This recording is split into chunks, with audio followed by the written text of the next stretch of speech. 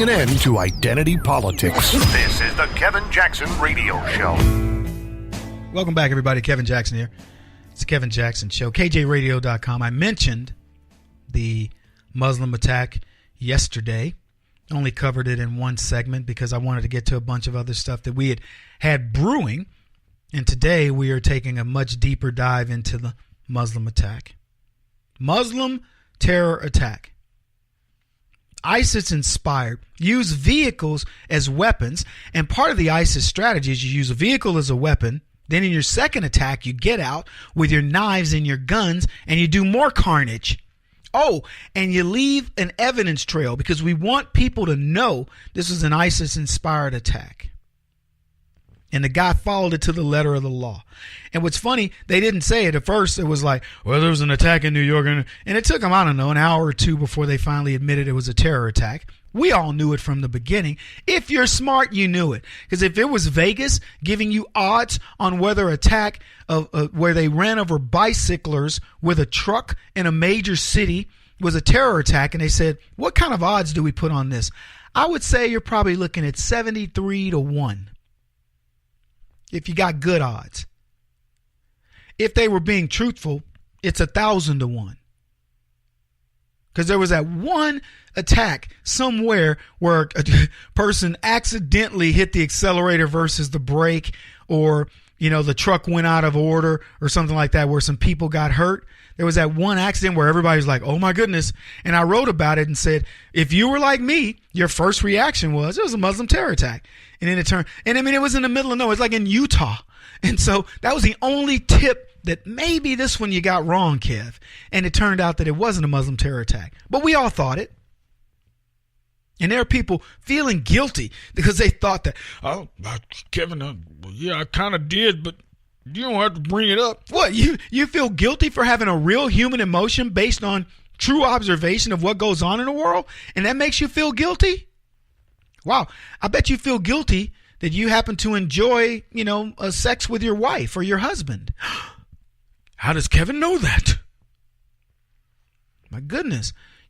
People feel guilty over the craziest of things. You feel guilty for a real human emotion that's based on fact, not even conjecture. You're not Islamophobic because when you hear of a terror attack and you go, oh my goodness, it's probably a Muslim. There I go again. I can't stop myself. Well, you're not going to get any sympathy from me, and you're never going to get an apology. The guy wanted to kill Americans, infidels. And you know what the left said? Well, Kevin, that Donald Trump travel ban wouldn't have helped. Uzbekistan wasn't on there. Well, maybe it should have been. Maybe we need to expand the travel ban. How about that, princess? ISIS, they say, is applauding the attack. They've got a new hero. Donald Trump is absolutely whooping their heads, so they got to find something to be, smiling about. And as they, sit in their caves with their goat wives, trying to figure out what's their next move. Man, this is so pathetic. Leftists drive me crazy. They like to think they get to me, but it's just true that they do not. They don't get to me. I find them,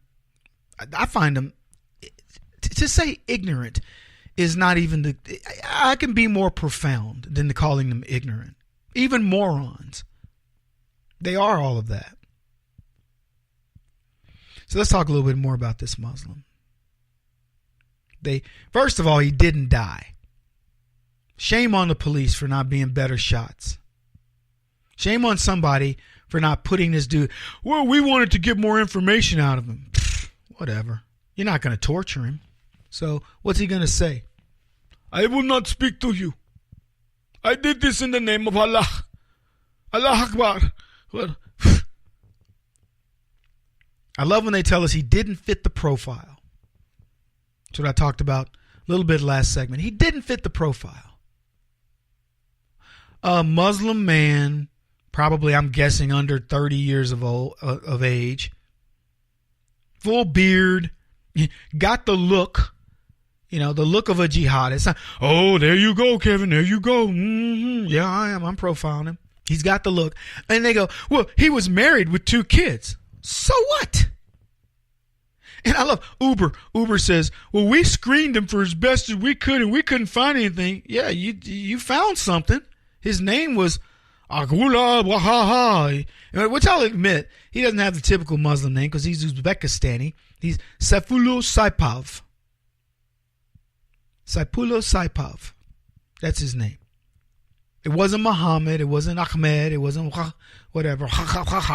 So I get it. They didn't quite understand. But they did. He passed the background check.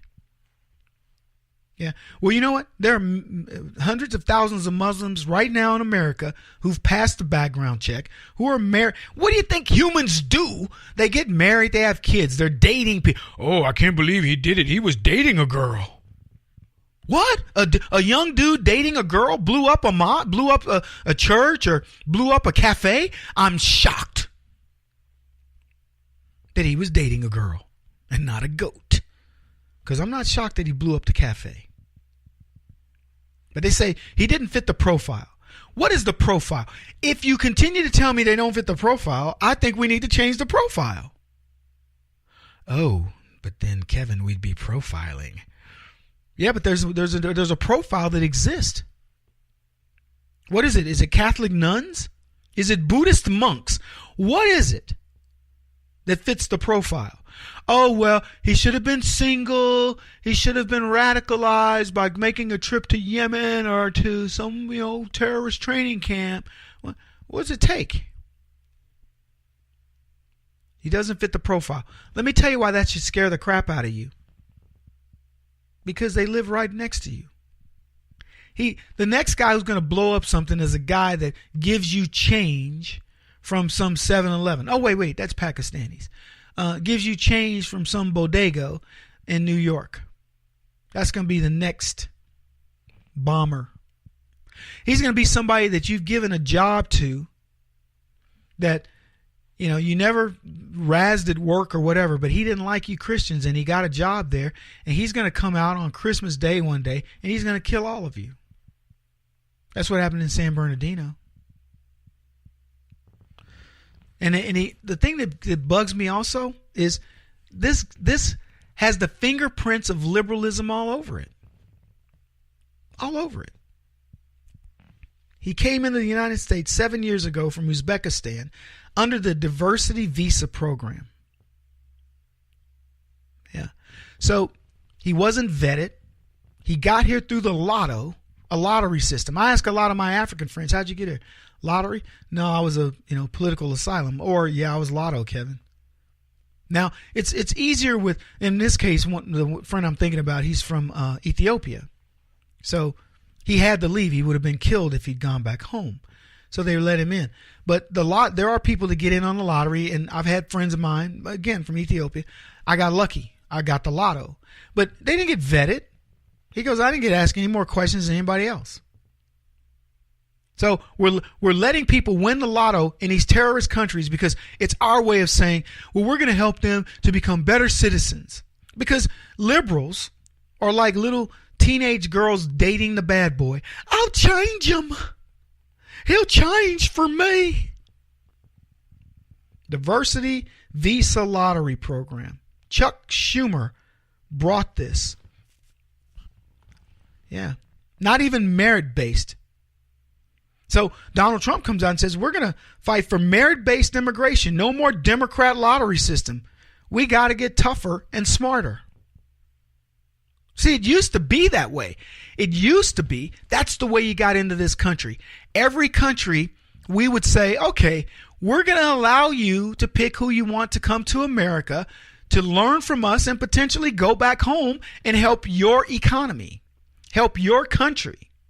And countries would say, line them up, get our best people. Get our most studious. We're going to send them to the top schools in America. We're going to send them to where people, know how to live, and we're going to get them acclimated. And then these guys would come over here, and they had a contract to go back. Many of them didn't. They said, the heck with that. Shoot, I'm staying over here. I ain't going over there. And so But a lot of them did. They'd go back. They built businesses. They did a lot of good things. They ushered in our form of a democratic republic, or at least the thinking, into their countries. And I'm all for that. But this system that we set up that said, hey, let's go to some third world armpit where they brutalize women and animals, farm animals, and let's bring them into our culture because we need to be multicultural. I'm never having sex with a sheep. He won't stop until he's the top-rated radio talk show host in America. What kind of weird competitive freak are you? This is the Kevin Jackson Radio Show.